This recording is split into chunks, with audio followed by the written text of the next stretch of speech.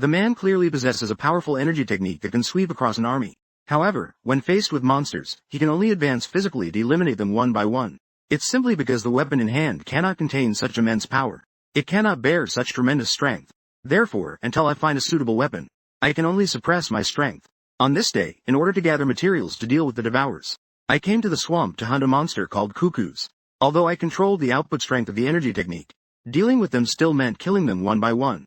After slaying 4 in a row, I had just landed, when I heard a sound behind me like something cutting through the air. In response, I quickly turned around, throwing a hand axe directly towards the Kukuz behind me. As it was slain, it dropped several runes. However, before I could go collect them, another one charged at me. I wasn't prepared to dodge, I merely moved my finger slightly. The hand axe embedded in the monster's head. The hand axe starts to emit a soft humming sound. The next second, the hand axe suddenly flies away like a released arrow. It flies directly towards me. It strikes straight down on the head of the monster rushing towards me. Finally, it returns to my hand. In just a few breaths, I have eliminated dozens of Kukuzes. The remaining Kukuzes, seeing this, no longer charge individually. Instead, they leap out of the water together using their powerful tails. They jump up and reach above my head. I don't retreat but advance, gathering strength in my steps. I move towards them in the air. As I get closer, I execute a series of slashing strikes, displaying the elimination of the one at the front. Then, I turn my hand and split the one next to it in half. Immediately after, I turn back and cut the remaining one in half. Finally, the series of movements ends gracefully, flowing like water. However, I can see that the ones I just eliminated were just some Kukuzes young. I was planning to collect the runes they dropped first and then look for their adult forms. As I bent down to pick them up, I discovered that they had actually dropped a red rune. Just as I was about to put it in my backpack, I suddenly heard a rustling sound from the nearby woods. Immediately, the few thick trees in front of me suddenly cracked and charged straight at me. Seeing this, I quickly dodged backwards and swiftly drew the twin axes from my waist. Then, I infused one axe with dragon magic energy and chopped those tree trunks into splinters. Due to the urgency of the situation earlier, I didn't control the strength well, which shortened the lifespan of my weapon even more. Just then, a person emerged from the woods. He stepped out and said that I actually blocked him. He also said he didn't come to fight me. He just wanted to test something. Once I saw who it was, I did not put down my weapon. Instead, I became more alert. This person walked towards me while saying he wanted to recruit me into Kothilados. He said that someone had their eyes on me. This is also a good proposal for you as a newcomer. So if you obediently come with me. Before he could finish his sentence, I swung a strike towards his head. The man saw a few strands of his hair cut by me and questioned if I was tired of living. I didn't answer. I just used 3 extremely indifferent expressions to look at him. Immediately after, he said that I, just a newcomer, actually dared to attack while Senior was speaking. He thought I had just completed the novice tutorial and arrived here. So now I must be full of fighting spirit and extremely arrogant. He had previously heard rumors of my victory over Sophia, but he assumed it was definitely Sophia. He showed mercy, allowing me to win by chance. Since I had things to do, I didn't want to listen to his nonsense any longer and directly refused. This guy referred to Kothilados, which is a disaster-worshipping group. I am well aware that they committed many evils in the previous life. Among their numerous wrongdoings, the most detestable was an industry called sightseeing. It involved watching those novice players who had just entered the red zone being devoured by devourers. The more brutal the scene, the higher the bets made by the audience. They treated this spectacle of watching the weak being trampled as part of the gaming industry. It was precisely after Kothilados officially began their activities that the number of people surviving from the novice area to the red zone clearly decreased. If I want to save this world after being reborn, my primary task is to eradicate these vermin. Seeing him still babbling on, I said to myself, I don't want to listen to the nonsense of someone weaker than me anymore. The anger made the veins on his forehead bulge instantly. However, his task this time is to bring me back alive. Seeing my lack of cooperation, he prepared to take strong measures. He even threatened me, saying that the upcoming battle might cost me an arm or a leg. After saying that, he reached for and removed the necklace around his neck. I said, you really think just like I do. Soon, I will make you spill all the information you know. If necessary, I can also dismember you. The man took off the necklace and made a whip in his hand. When he came at me and I dodged to the side. But I saw him looking at me with a cunning and excited expression. Immediately, a wound appeared on my shoulder. A wound appeared out of nowhere. He thought I had submitted when he saw me looking down. He arrogantly asked me if I could now properly listen to him speak. Although he said this, he actually intended to chop off one of my arms just now. He didn't expect to only leave me with a wound. After getting injured, I only used my hand to plug the wound, and it made a sizzling sound. After a while, the wound had nearly healed. I then told him that I had indeed been careless just now. After all, I hadn't fought with you in my previous life. The man thought I was stunned by his beating. He started babbling nonsense. What do you mean by previous life? Then he swung his whip again and charged at me. However, this time I did not dodge. Instead, I stepped forward to meet him. At the same time, I crouched down. Then I delivered a hard punch to his abdomen. It nearly made him vomit the meal he had last night. The power of this punch sent him flying several dozen meters. He finally stabilized himself after crashing into a tree. Then I placed my hand behind my back again. My palm slightly relaxed. The axe on the ground returned to my hand. After picking up the axe, I pointed at him and said, "It seems I need to update my information." After he got up, enduring the pain. He couldn't believe everything that had just happened. He didn't even see how I managed to dodge his attack, and then counterattack in such a short time. According to reason, I had just come from the novice area, and should have at most possessed colorless runes. In the end, he believed it must have been a coincidence. So he said that I had merely let him have one strike. Hearing this, I said, "I hope your mouth can still be as tough after a while. I hope it remains this hard after some time." After saying that, I took out several runes from my wrist to absorb. The man saw this and mocked me, thinking I could just temporarily boost my stats. Do you think raising my stats a bit would enhance my strength? I didn't waste more words with him. I just swung the axe in my hand. Then I threw it harshly in his direction. The guy saw it, his legs went weak, and he fell to the ground. The next second, the axe landed where his head used to be. From a distance, I saw him in such a sorry state.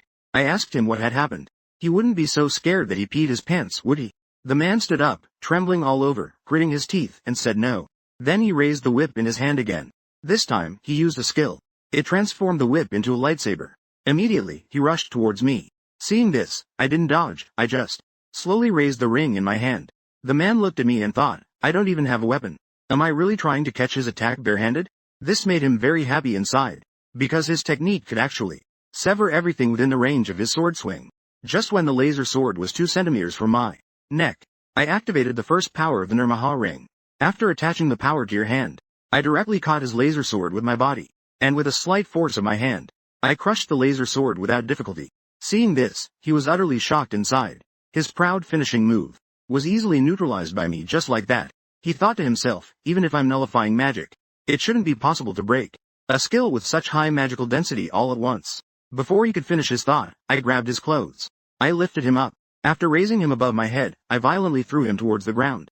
Although there was a layer of shallow water beneath us, he still spat out a mouthful of blood. Seeing his condition, I walked over to him. I told him not to put on an act. I had already controlled the strength of my attack. You're not losing consciousness, are you?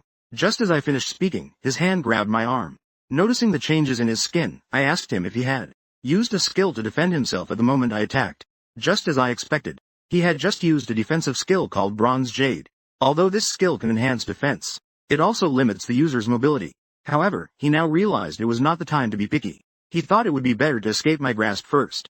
But before he could finish his thought, I raised the ring in my hand again, directly slapped him across the face. 2 of his teeth fell out.